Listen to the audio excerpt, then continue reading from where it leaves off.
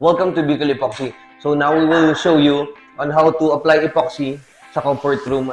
So ito, na-prepare na namin. Nag-sanding na kami, nag-grinding, and then nag-primer na din kami. So ito, ready na for top coat. So ngayon, nag-apply na kami ng top coat. Bali yung base niya is, and then may highlight siya na black and gold. So tara!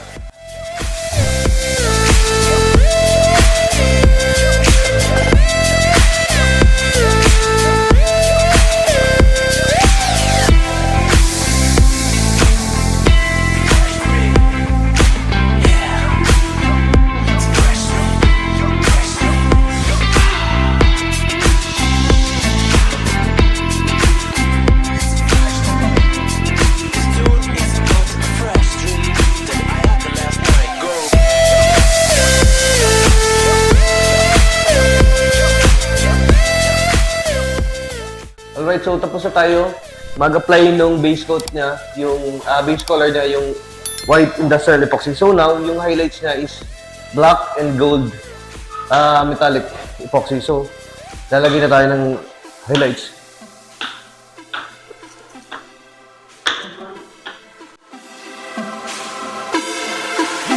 It's a fresh dream.